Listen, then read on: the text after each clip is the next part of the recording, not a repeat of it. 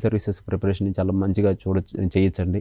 So, కొన్ని topics ఏవైతే ఉంటాయో నేను మా ప్రాథమిక దశలో ట్రాన్స్‌లేషన్ కోసం లేకుంటే ఇంగ్లీష్ మీనింగ్స్ కోసం అనేటువంటిది ఆక్స్‌ఫర్డ్ డిక్షనరీ అనేటువంటి దాన్ని ఉపయోగించేవాడిని మేడం. స్మార్ట్ ఫోన్స్ అప్పుడు నాకు వాటిని కొనేటువంటి ఇది లేనప్పుడు. సో, తర్వాత లిటిల్ లిఫ్కో డిక్షనరీ అనేటువంటి దాన్ని ఉపయోగించేటువంటి వాడిని. సో, అప్పుడు ఏమైతదంటే ఒక పదానికి అర్థాన్ని తీసుకోవాల్సొచ్చినప్పుడు, చూసుకోవాల్సినప్పుడు చాలా ఎఫర్ట్ పెట్టాల్సొచ్చేది. సో, మనం ఏంటంటే ఇప్పుడు స్మార్ట్ ఫోన్స్, గూగుల్ ఇవన్నీ అందుబాటులో ఉన్నప్పుడు ఏ పదానికైనా మనకి అర్థం తెలియకపోతే దాన్ని గూగుల్‌లో సెర్చ్ చేసి తెలుసుకోవచ్చండి. రెండోదేంటంటే కొన్ని అంశాలు న్యూస్ పేపర్స్‌లో పరిమితమైనటువంటి రిపోర్టింగే చేస్తా ఉంటాయండి.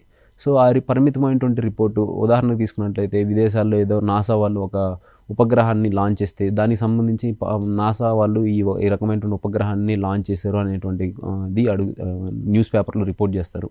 కానీ మనకి జిజ్ఞాస ఎక్కువ ఉంటది. సో, కొన్ని క్వెషన్స్ కూడా వీటి నుంచి అడుగుతా ఉంటారు. సో, పార్కర్ సోలార్ ప్రోబ్ అనేటువంటిది. సో, దానికి సంబంధించి క్వెషన్స్ అడిగేటువంటి అవకాశం ఉంది కాబట్టి మనం ఏం చేయొచ్చంటే గూగుల్‌లో చేసి వాటిని తెలుసుకోవచ్చండి. అదేవిధంగా రీసెంట్‌గా వచ్చినటువంటి చాట్ జీపీటీని కూడా మనం ఉపయోగించుకోవచ్చండి. కొన్ని టాపిక్స్‌కి ఏంటంటే కొన్ని డేటా అనేటువంటిది మనకి ఇంపార్టెన్స్ ఉంటది. సో, ఉదాహరణకు తీసుకున్నట్లయితే ఎంఎస్ఎంఈ సెక్టార్స్ తీసుకోవచ్చు, లేకపోతే హ్యాండీక్రాఫ్ట్ తీసుకోవచ్చు, లేకపోతే మ్యానుఫ్యాక్చరింగ్ సెక్టార్ తీసుకోవచ్చు. వాటికి సంబంధించి కొన్ని కీ డేటాస్ అనేటువంటివి. So, incremental capital output ratio ఎంతుంది? ఈ సంవత్సరం ఎగుమతులు ఎంత ఉన్నాయి? దిగుమతులు ఎంతున్నయి? సో, వివిధ ప్రభుత్వ నివేదికలు వాటి యొక్క సారాంశం ఏంటి? సో, ఇటువంటి వాటన్నిటిని మనం సంగ్రహంగా తయారు చేసుకోవాలంటే చాలా సమయం పడుతుంది మేడం.